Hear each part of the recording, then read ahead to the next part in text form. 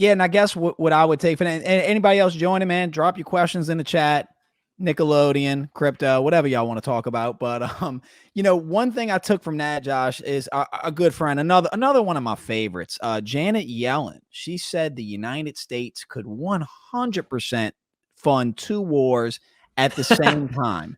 So when I hear that, all I see is inflation. Like, we'll never get to 2%. I don't think it's possible, even without the 2 wars, because of the amount of money that was injected into the system. So why would Janet Yellen say something like that?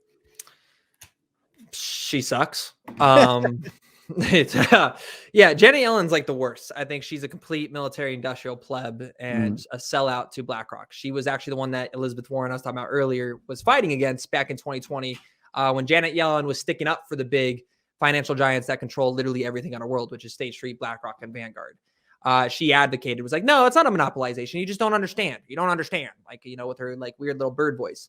You don't get to become the U.S. Treasury though without having talents. So I'm not discrediting everything she's done in the past, but where she's at in the present is I think she's very bad for our economy. In fact, I think a lot of Biden administration's bad for our economy, just for the people that he's instated into chairman positions. That includes Gary Gensler. That includes Janet Yellen. That includes a lot of your Supreme Justices. That includes so many people we can go into that have affected things like immigration policies and have left an open order. We're going to have a lot of domestic violence here next year. I'll say that much. And I try to remain bipartisan from that front. So with Janet Yellen coming out and saying that just tells me, oh, okay, well, who's going to profit off the money printing? Okay, well, it's going to be BlackRock and JP Morgan. Why? Well, they're the ones funding the complete rebuilding and investments for Ukraine. Guess who owns the military industrial complex systems, whether it's Raytheon, Boeing, etc. BlackRock, Vanguard, State Street, right? So they're profiting off it. And then guess who's lobbying, by the way, guess who's also funding Iran with hundreds of millions of dollars? That's then going to the missiles, that the interceptors that we are providing through Raytheon or Boeing or Lockheed Martin, that we're funding Israel. So they're profiting off every single outlook of this industry. It becomes more and more centralized over time.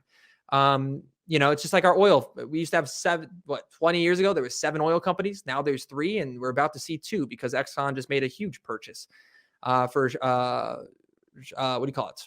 Shacking. No, not shacking. What's the word for breaking out? I'm spacing out. I know it's like shaling. And who owns BlackRock? I broke my brain. That's the bigger question is, when you see who's really pulling the strings, is who actually owns BlackRock? So it's a multi-international conglomerate. My voice is breaking, I guess, today. But that's going to be between State Street, Vanguard, and BlackRock themselves. And there is early founders and stuff that have a lot more money behind it. That include people like Larry Fink. But essentially, it's one giant machine controlled by just a massive board of directors. And in return, they're managing BlackRock themselves. They manage over $30 trillion if you include their Aladdin system. That's ridiculous. That's more than the United States and China combined in GDP.